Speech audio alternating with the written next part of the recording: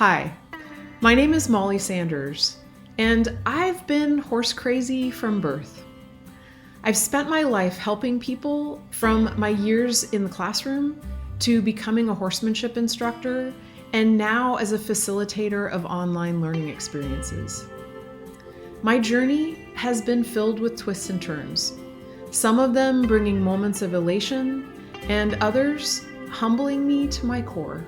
One of the most powerful tools that has helped me along the way is talking to people I admire and finding out how they navigate the twists and turns of the journey. My goal of this podcast is to bring you conversations from a variety of horsewomen and men to help you on your journey. I'm grateful you're here.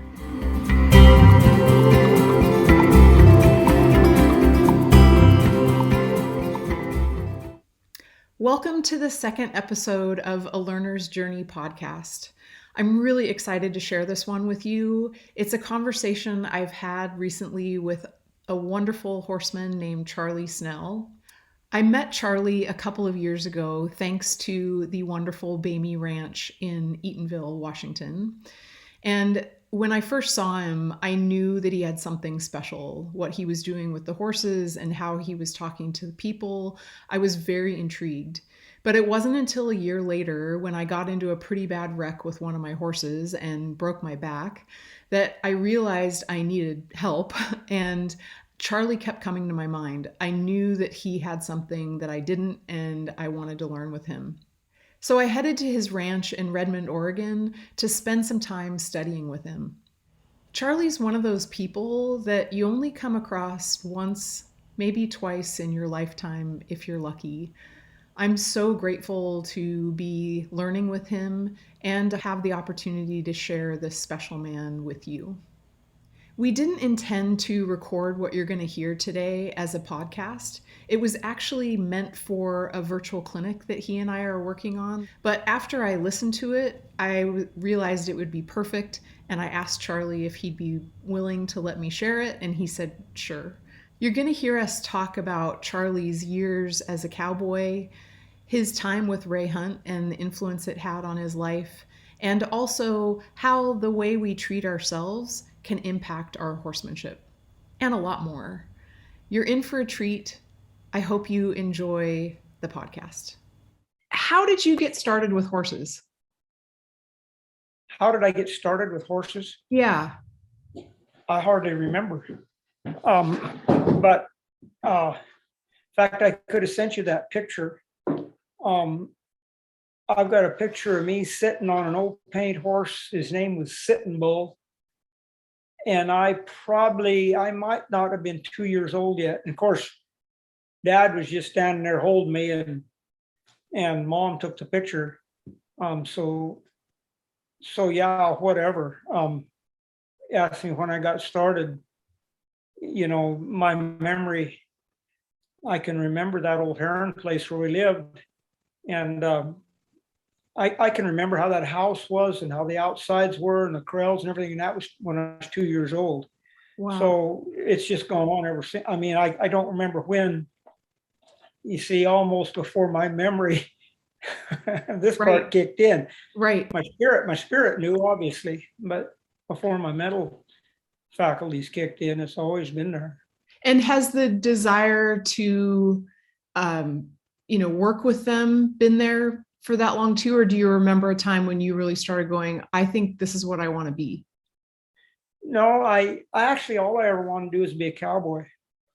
And of course that entailed horses, but as far as being a horseman, that was the furthest thing from my mind.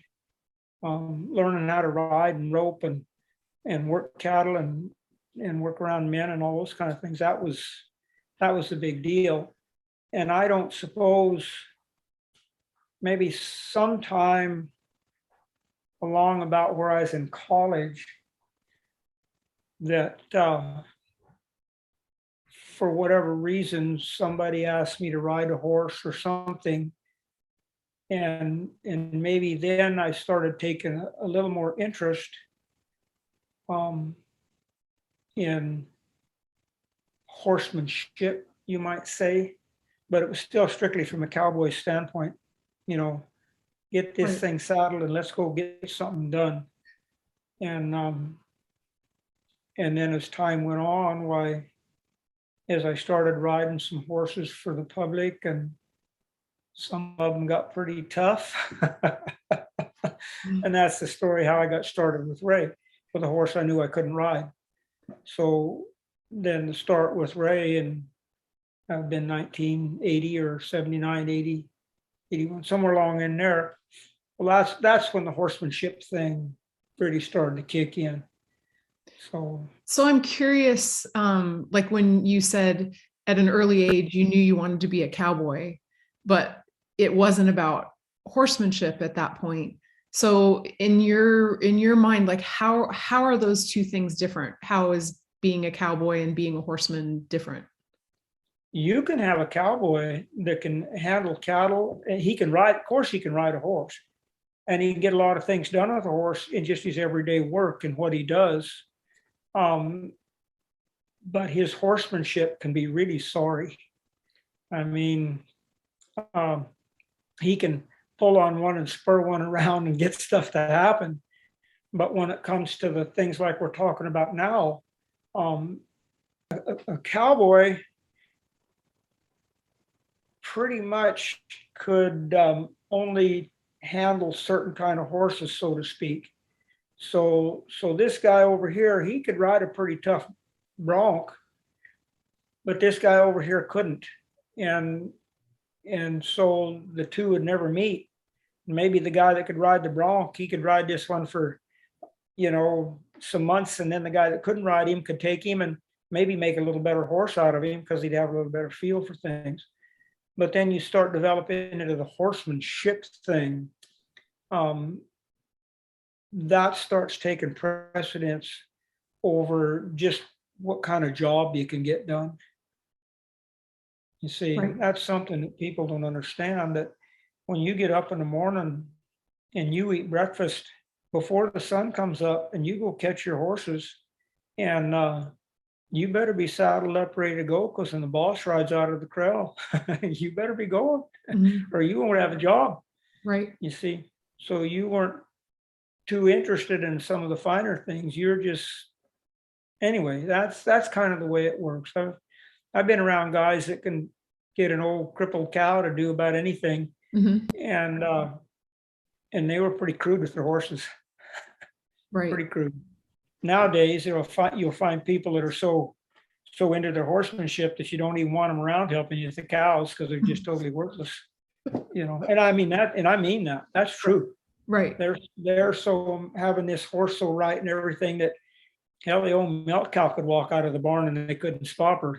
So So basically, like what you just shared kind of hit me that one of the differences is for the cowboys, it's the job that takes precedent, right? Like you said, if the boss leaves, you're out of a job. So it's the task at hand, it's the job that takes precedent.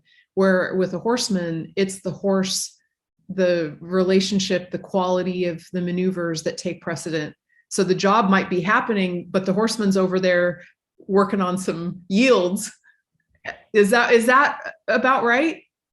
that's pretty much. Okay. It's interesting because I think that, with some of the things that we've talked about, and that there was such a purpose to, like, there's some wonderful things about the life of a cowboy. I mean, there's so much purpose and wonderful things for the horse too, right? Like the Oh yeah. miles that they travel, they've got a job, there's a purpose there. And for most of us horse owners, most people, that are going to be participating in this clinic with you, none of us have cowboyed, none of us Yeah. have put in miles like you have. And so we have to um, we have to get things done in a smaller space with less time, less purpose, and it can cause lots of problems. um, Yes, and that's why at this stage in life, that I am so almost adamant about um, having these horses have a good frame of mind, because you do not have just the miles where you can go out and look and you can be around cattle and things, to where sometimes, a lot of horses, just that aspect, you'd be surprised what a greenie can get away with, where we don't have that today. So it becomes so important to me that this horse learns to let go of what he's thinking. And then the greener person can maybe get some things to work and have a little enjoyment out of it. See, we don't, and the other thing, we really don't see horses like I used to see years ago, and then even Ray before me. Some of them snakes, most people today wouldn't even think of trying to put a halter on, let alone brush and saddle and riding, you see. So, and that's a good thing. Right. But by the same token, let's get this horse to feeling good. Right. Right. So if I understand you correctly, you're saying that because of all of the miles and the environment, there was a lot for the horse to be exposed to, be interested in. That good frame of mind came because of all the miles. And someone that maybe didn't have a lot of knowledge, like you said, the greenie, could get by because of the situation. Whereas now we don't have that. And that's why you're so, like, I'll use your word, adamant about helping people help their horse find that good place, find that good frame of mind. Is that yes about right? Okay. Oh yeah. Yeah, okay. Exactly. Yeah. It's really interesting. It's not something that I really considered until you shared that with me. Because when I was down there with you, you shared that idea with me that, just what we just said. And I hadn't thought of it that way. What was a day on the ranch as a cowboy like? I know every day is different, but was it like 20-hour days? I mean, what was it like? Well, it depends on the time of year. Of course, one of the old adages is we spent 3 months haying and 7 months shoveling it out, in the winters. But basically, as I grew up, when you really come right down to it, we have really romanticized the horses and the cowboy part of it, because there's a lot of time spent fixing fence, putting up hay. I mean, I could go on and on, just maintenance chores around a ranch to keep the thing from falling down, and then you'd get into the spring of the year where you're calving. Now you're doing quite a little bit more riding, of course. And, April and March, April, May, maybe in there, however people do it. And then May and June, you're branding. So you're doing a lot of riding. Well, now you're into June and into July and August and maybe September, depending on the years. Now you're putting up hay. And so all the cowboy chores consist of just going out and checking pastures from time to time, making sure the windmills are working and the salt and minerals out, and, gates are closed and fences up, that kind of thing. Yeah. And then come along into October and November. Well, now you start getting cattle shaped up together and get ready to wean your calves, and then you get your calves sold, keep your replacement heifers, and now you're starting to feed them, and then the winter time comes along. Why, depending on the ranches, and it's changed so much, but depending upon the ranches, why now you're scattering a little protein supplement if them cattle got plenty to graze, and so you're out, depending on the size of the ranch, you might get away from the house at 7 o'clock in the morning and be back at 2 or 3 in the afternoon in the wintertime. What we call caking cattle, it's just a protein supplement. You scatter for them, and maybe cutting ice in the reservoirs of the creek so they could get water, and making sure the windmills aren't froze up and all of that stuff. So then you get home at 3 o'clock and have a big lunch, take a nap, and then maybe go to the shop and work on a project, or you might have some chores to do. It just depends on the ranch and what's going on. Right. The more, So you weren't jumping from a 2-story building to jump on the back of your horse and then run through town? No. fact, when I was little, really little, we only went to town like twice a year. Wow. Yeah. In fact, there'd be times going to that country school there, where there'd be 3 weeks of shot. You wouldn't even go because we didn't have the 4-wheel drives and them roads out in them ranches in, and there probably still some that way today in some places, but those ranches were just a blade track through the prairie. And Hmm. you didn't have nice roads or anything else. So, snow or too much rain or whatever, you didn't go to school. Right. You stayed home and mom took care of the deal. So, And what was the town that what's you that? what was the town? What was the name of the town that you grew up in or grew up near? Um, Jordan, Montana, Garfield Okay. County. Okay. Yeah, Yeah. southeastern Montana. Mhm. So, do you have a favorite thing when you look back on all those years? And I know that each ranch you were at was probably different, and the work you were doing was different. But is there something that you look back on and go, that was a really great part of it? Well, you're going to laugh at this, but see, most ranches when I was young growing up weren't just cattle ranches, and particularly in that area, they ran a band of sheep with cattle. Mhm. One of my favorite things was a night lambing a band of ewes. And And what is that? well, so you'd be in lambing season, you'd have you'd have those sheep gathered up in a set of pens in a big shed there. And so you've got to, as that ewe drops a lamb, you got to get her gathered up and put her in a little 4x4 jug. We call them a jug inside a shed. So her and them lambs can get bonded together and they can make sure they suck and those kind of things. Oh, wow.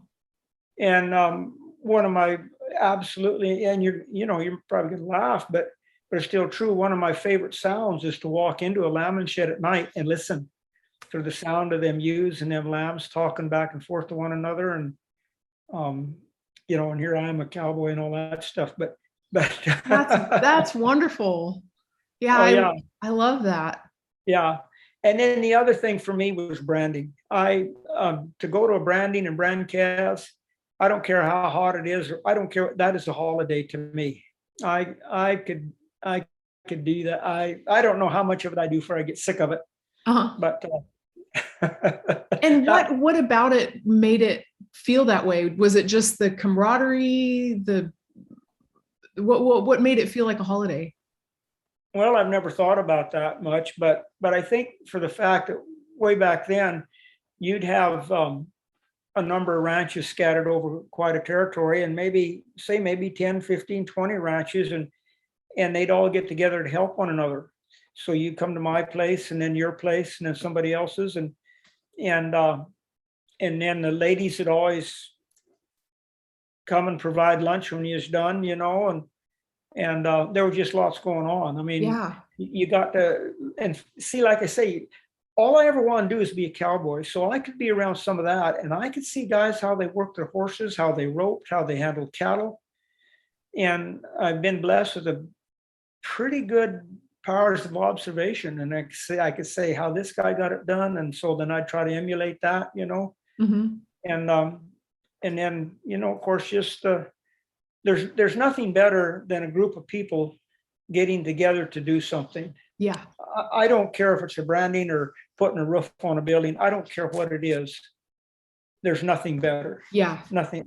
We are created to do that. You see. Yeah. Yeah, I agree. And I mean, it there's an element of like a family reunion aspect where you're sharing stories of the year, but there's something really powerful about saying, "Hey, I'm going to help you guys out with something at your place," and then everybody comes and helps you at your place, and that's a pretty powerful thing. And even the kids would be included. Um, you know, depending on the bent of the child, but a little kid could have some sort of job carrying a nut bucket or something, getting water for somebody, or the kids might just be playing in the dirt, and quite frankly, they'd be playing cowboys and Indians and riding their stick horses or something. I Right. mean, Right. that's what we'd be Yeah. doing. Yeah. And so, maybe when it come time to eat, why some of little gals that was, like about Addie's age, she could pitch in and kind of help get stuff ready. And so it was a place that, yeah. Yeah, Almost, I'm glad I asked. I'm glad I had no idea that it was so culturally rich. And I mean, that's a beautiful story. That's really cool. yeah, for fact. Yeah. Yeah. So You could have go ahead. people that might not think too much of his neighbor and might say something to another neighbor about a neighbor derogatorily, but yet when it come time for some work to be done, they'd all be there to help. Yeah. It's like, that's kind of strange, but for a fact, Yeah. Yeah. And they all weren't that way, I mean, there was the outliers and stuff, but I would wonder that there were a few years in there in my high school years where probably we might have branded somewhere between 10 and 15,000 head of calves. Wow. Amongst all the neighbors. Wow. We'd spend 3 weeks at it, and of course then you learn the jobs from the ground up. So you don't get to rope till you get to a certain age and proficiency. You learn all the grunt work to start with, you see, and as time goes on. And then they don't do that today. How they let anybody rope or do whatever, and most of them can't do any of it good enough to, but anyway, yeah. Sometimes the days can get really long. I mean, the summer times, daylight till dark, so just figure that. But then in the wintertime, you see, then the days get shorter, so naturally you don't have so much to do.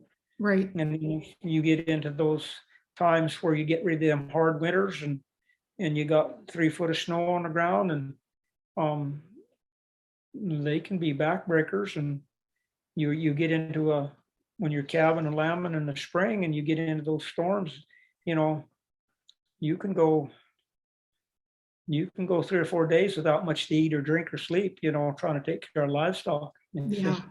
Wow. So. Yeah, I don't have much to compare to, I think about when we have winter storms now, and it's like, and where I live, they're nothing compared to where you were. But the big complaint is we can't get to the coffee shop. Yeah, exactly. And we had a lot of Basque sheep herders in our area when I was a kid, and they made quite an influence on me, because those guys would give their life for a band of sheep. And you get into one of them spring storms or winter storms, and I don't know, I'll swear they'd go a week without eating or sleeping, to take care of them sheep. And that affected me somehow when I was a kid. And I'm still a stockman in that regard. I mean, the well-being of livestock is important to me. I lovingly joke with people, that Guess Who's Coming to Dinner movie of Spencer Tracy and Sidney Poitier. And he said to Sidney Poitier said to Spencer Tracy, he said, "You dance the Watusi, but we are the Watusi." And so when I get around people and they're talking about taking care of livestock, you see, I am the Watusi. I understand stockmanship and taking care of livestock. And it kind of ties in with the horsemanship thing today. You see, a lot of people want to provide a shelter and this and that, something else for their horse, but they're not taking care of an important part to me. If that horse, he could stand and slop up to his knees and be totally happy. And yet he can be in the finest establishment man could build and be so schizophrenic that it's pathetic. Right. See, right. Yeah. So that's kind of through my life is kind of built into this thing right now, to where you see why just good stockmanship is so important to me. Yeah. I'm really glad I asked you. Welcome to the commercial break. First, I'd like to share with you a really unique opportunity to learn with Charley from the comfort of your home. When I first started studying with Charley, I knew he had something really special. And after many conversations, he agreed to try out sharing his experience virtually. So now, Shine a Light Productions, aka me, is grateful to present Letting Go of Trouble, a 2-week virtual clinic with Charley Snell, starting September 18th. You can find out more about it in a link in the show notes, or if you're watching this on YouTube, I'll include a link in the comments below. I'm excited to tell you about one of my favorite raincoat companies and one of my favorite people. Nancy Blystone has a fabulous raincoat company specifically made for equestrians. It's called Muddy Creek Rain Gear, and I love my raincoat. I wear it all fall, winter, and in Washington State, basically all year long. And I've told people this, when I put my hood on and I feel the rain on it, or hear the rain on it, it feels like I'm in a tent camping, and it brings back wonderful memories, and I feel happy in this coat. It is really comfortable to ride in, and she is just an amazing person who inspires other riders around her and is a fabulous businesswoman. So I would highly encourage you to check out Muddy Creek Rain Gear at muddycreek.net. Now, back to the conversation with Charley. Can you talk a little bit about Ray Hunt, and what he, like, when you first met him, what was the big shift that happened for you with, because that, to me, that seems like that's kind of where you went from being a cowboy to a horseman. Well, I saw things done with the horse that I didn't know could be done. And when I first went to see Ray and I took that brown colt that I knew I couldn't ride, I couldn't rode one side of him in the best day of my life. Mm-hmm. And when Ray got done saddling him, well, he saddled him, turned him out the arena, and that horse went to bucking so hard, them stirrups had come clear up over the top of his saddle and do like that. And of course, them cowboys are all standing around, well, who's going to have to ride that SOB? And I'm sitting there just choking on my spit going, yeah, it's going to have to be me. Right. Well, when he got them 12 or 15 colt saddle and run them all back in that round pen and then roped them horses, and mine was the first one he caught, and he led him around a little bit and then told me to pull up my cinches and then told me to get on, and he said, just start petting his horse. And he says, whatever you do, he says, don't get tight because he won't disappoint you. Well, I don't know if I could spit for an hour. I mean, I was just almost terrified, but something come over me and I got fine with it. Well, you see, we were there for a 5-day clinic, and I took that colt home and went to riding him for another 30 days for Frank. And that colt was so daggone nice to ride, it wasn't funny. Better than anything I'd ever rode in my life. And so that's got to make an impression. I mean, if sure. You've got a brain. Absolutely. And so when I saw that, well, then, yeah, I mean, as they say, the rest is history. I mean, I was hooked. I knew there was something there that nobody else had, or not that I'd have been exposed to, Right. And I would imagine that, coming from your background, meeting somebody like Ray, because you guys had very similar backgrounds. He had cowboyed for years and years, right? Is that correct? Oh, yeah. Okay.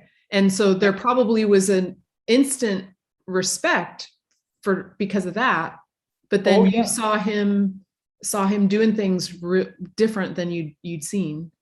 Oh yeah, and Ray, he never said this to me, and it just be me, a little pipe dream of my own. But I think Ray held guys like myself that made their living cowboy, and I think he kind of held them in pretty high regard. I mean, he had a kind of a place in his heart for them. Yeah, because he'd been through all of that, and he knew what it was like to work for the good bosses and the poor bosses, and so he understood all of that, and we had a lot of fun back in those early years because most of it was cowboys. So we learned to do some things that, as the years went on, he couldn't do because greener people got into it. So he learned to do some things better himself. Mm-hmm. Right, to be able to explain things to a new group of people with different experiences. Oh yeah, you see, if you can take a horse that's a little touchy and a little bit defensive, but you got a guy that can ride pretty good and he's starting to understand some things, you can let him get on. Right. But I couldn't let you get on that touchy defensive horse, you Nope. see. Uh-uh. I wouldn't get on him today myself. Right. But you see, Yeah. so he learned that as years. He did a clinic in California, I don't know when, sometime back, and I think there was like 12 colts in this thing, and I don't remember for sure now, but 5 of them were studs, all owned by ladies. And I didn't see it. Carolyn was telling me about it, and she said if that wasn't something to watch Ray get that to work, just sitting on the edge of your seat, wondering these little stud horses, how they can be, and these gals, and some of them were really green. They couldn't hardly ride, Mm-hmm. and he got it all to work. So, Wow. Wow. Yeah, I've heard somewhere, I don't remember where I heard this, but that there was a period where you'd go to see a Ray teach, and it was all of the cowboys were riding, or all the, people that were really good riders were in riding. And then there was some transition where you'd go, and pretty soon all of the cowboys were sitting out on the round pen watching, and the people that should have been sitting on the round pen watching were riding. And yeah, and so that's interesting that you said that, he had to become much better. I mean, it makes sense that he had to become much better to be able to get the horses good enough that I could ride one and live through it.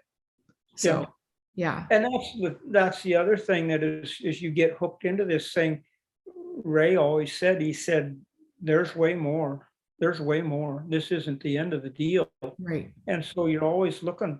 He was his own best student.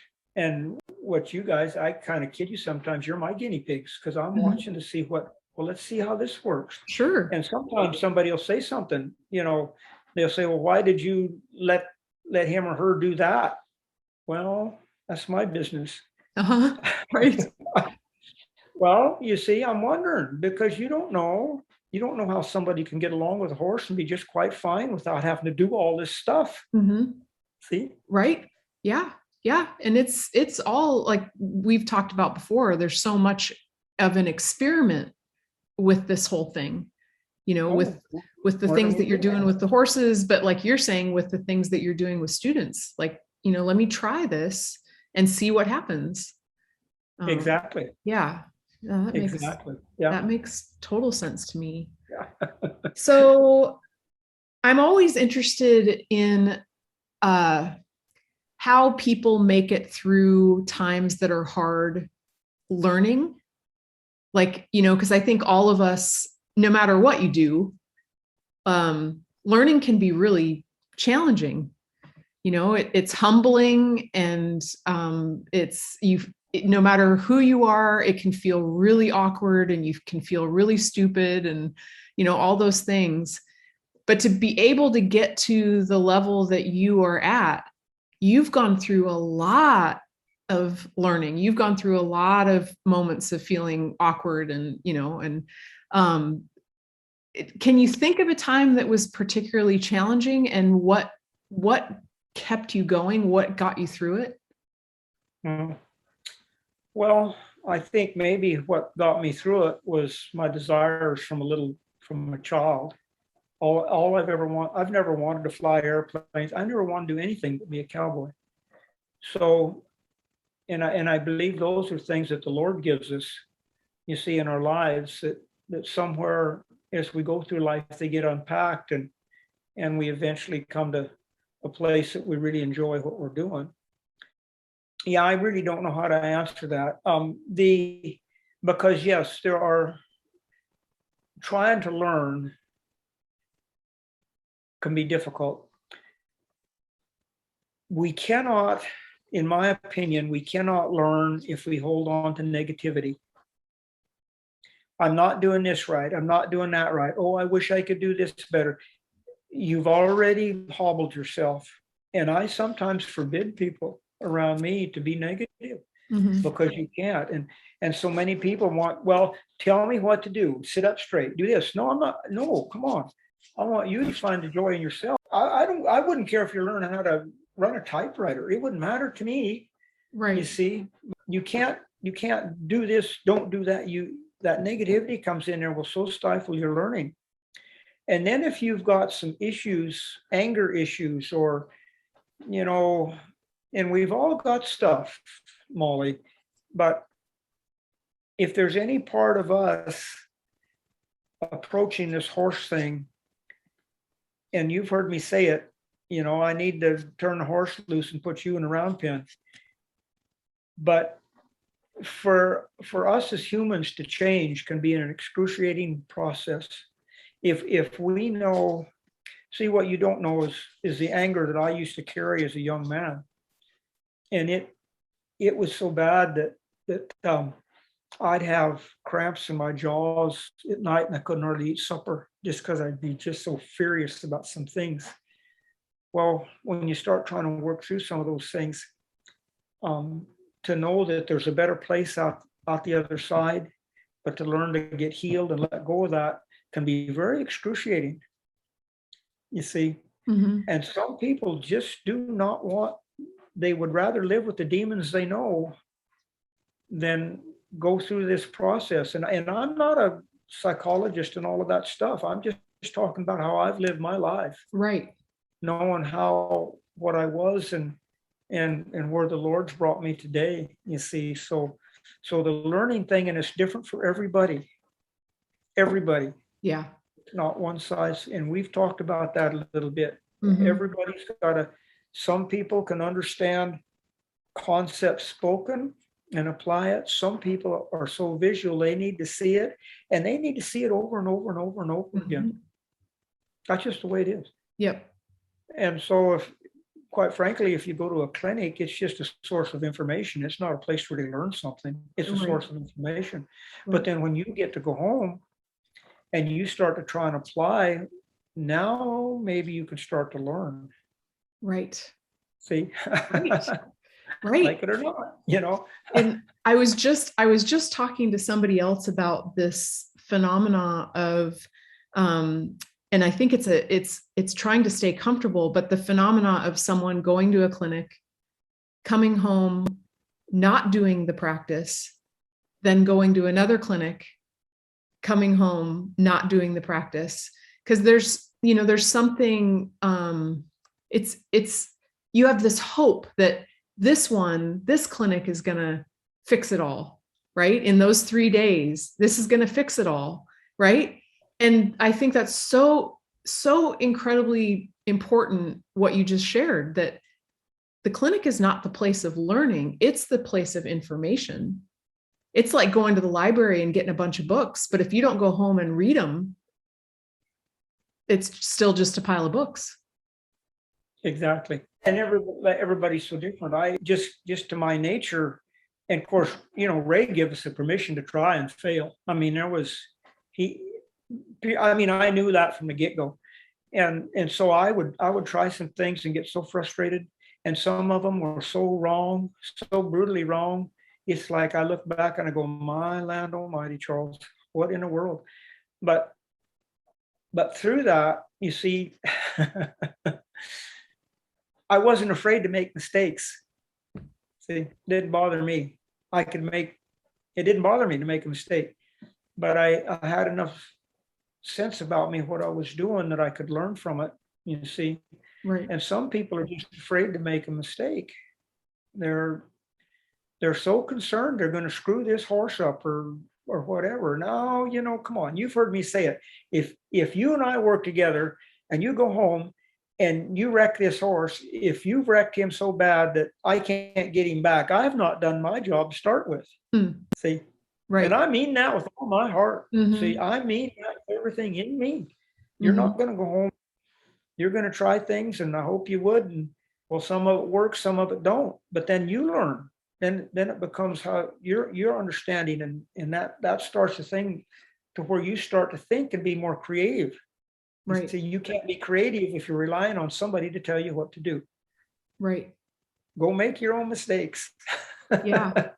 Yeah, it's so good. And I think, I don't know where along the line it happens for all of us, but, I think some of it maybe we're just born with, but, as we go along and we're influenced by different people and, different movies or, whatever, all the different pieces that influence us along the way, we start to pick up little pieces of what does it mean to be successful? What does it mean to be a learner? And I know early on in my life as a kid, I picked up that if things didn't come easy for me, then I wasn't going to be good at it.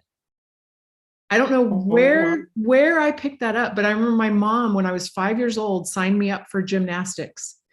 And I was so excited. I really wanted to do it. And we walked into the gym and there were all these girls, they were flipping around on, rings and tumbling and doing all these amazing things. And I just had this moment of, oh, I can't do any of that.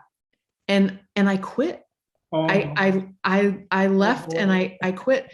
And it wasn't until later in my life that I started to understand that it's that awkwardness, falling on your face, getting back up, falling again, all those, it is part of the deal. It's part of the process. And now I look at it and it's exciting to me because I know, when I'm feeling awkward, I know it's a sign that I'm moving to the next level. Like I'm gonna get through it. I'm gonna get better. Well, if you're fortunate enough, particularly when you're little, to be surrounded by the right environment, that some people, it takes them till way into their 30s or 40s, maybe 50s, to start making connections with other people and to find out, well, no, yeah, maybe this is what I can do, Right. So,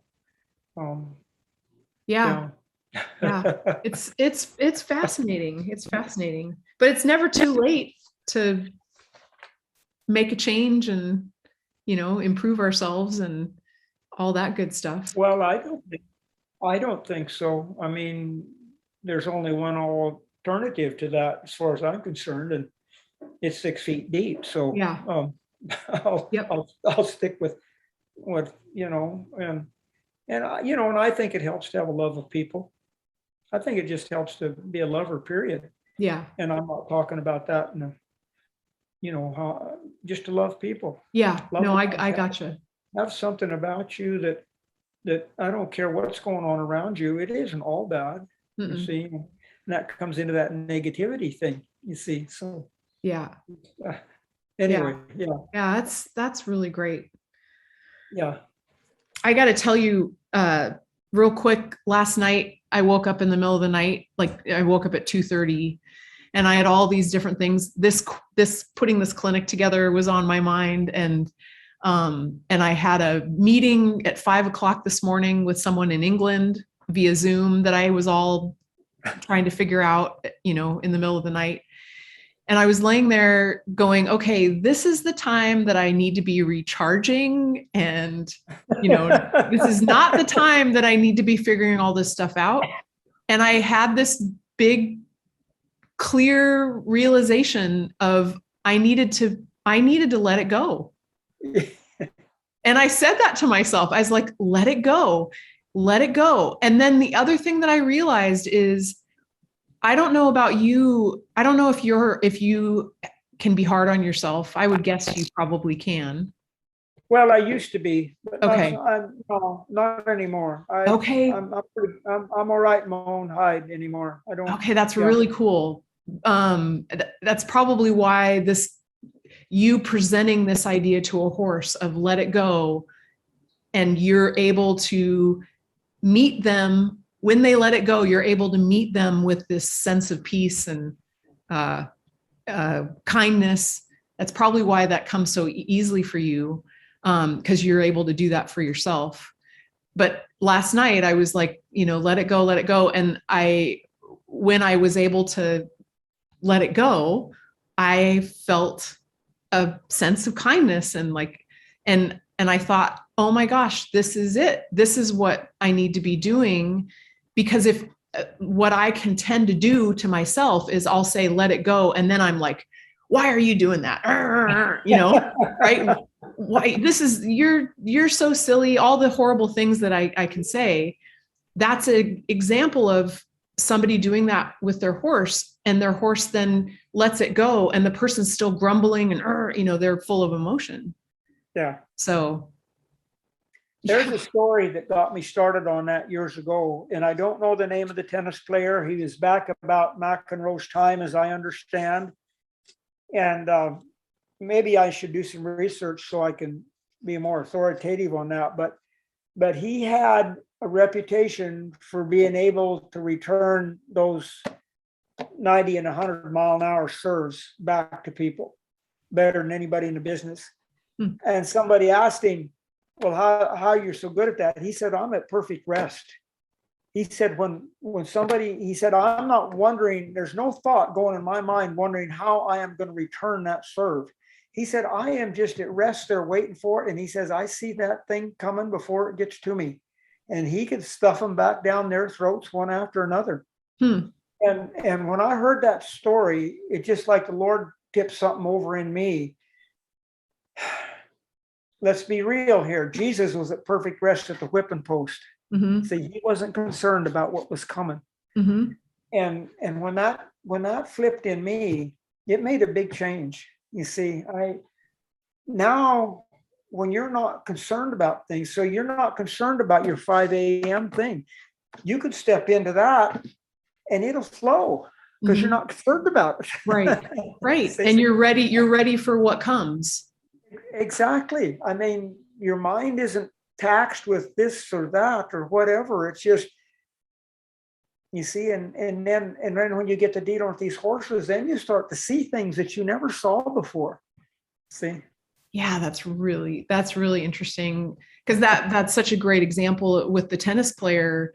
In a split second, so he returns the serve, and then in a split second, he's got to be at rest again. And or whatever, I can't remember. Is that what you said, at rest? Yeah, at rest. Yeah, he was at rest. Yeah. That's and he's got to return a 90-mile-an-hour serve coming down the pike at him. You see, right? That's really good. Let It Go is a pretty good song. It is. Yeah. I'm gonna rabbit trail here just a little bit, but yeah. And it's something else that I picked up years ago. But they know that when the mind gets troubled, if you can hum or sing or whistle a tune, you can retract the brain. Yeah. So my wife would say, well, I know you're mad about something. And I'd say, yeah, honey, I am. But I'm not going to let what I'm mad about come out here. I'm going to sing a song, you see, whistle or hum or something. And they absolutely know that can reprogram the brain. Yeah, that's really good. See, so if you're around me and you hear me humming, I'm probably upset about something. that doesn't happen so much anymore. It really does not. Right. Years ago, something would come up, and you're talking about a guy that, you don't know about all the anger issues I had to work through years ago, you see. But every time that had come up, I'd start to sing a song. And, whatever. I think it's an amazing thing. That is. And I do believe that music, it touches a different part of our brain. Oh, honey. And right. Like all the stories that you hear about people either like with Alzheimer's or maybe a head injury that lose their memory, but they can still sing songs. Yes. There's something real interesting about it. Yep. Yeah. That's really cool. That reminded me of a story when Pat was leading a colt start, and on the day of the first ride, we would all just be on, and the horses would be moving around together in a herd, and the people were just up there as passengers. Yeah. And he actually, the one that I participated in, it was a student of Pat's that led me in it. But he had us all do the same thing. But Pat would always have people sing a song while they were up there riding, because he knew that most of those people were tight as all get out, and they weren't able to hold on to that. They'd relax and start to flow and have some fun. And so we're up there singing "Row, row, row your boat," and it starts off row, row, it's just super tight. And then pretty soon, it helped me a lot. So There you go. Yep. yeah. Ray used to say, whistle and grin and ride, you see. Whistle and grin and ride. What a pleasure it's been to get to know Charley. I hope you picked up a thing or two for your own horsemanship, or really for your own life. If you'd like to know more about the virtual clinic that's coming up with Charley on September 18th, you can see the link in the show notes, or if you're watching this on YouTube, I'll post it in the comments. Thank you for joining in on this adventure. If you know someone who would enjoy this podcast, I would love it if you would share it. And I'd like to leave you with one of my favorite quotes from Roy T. Bennett. Believe in yourself. You are braver than you think, more talented than you know, and capable of more than you imagine. Have a wonderful rest of your day.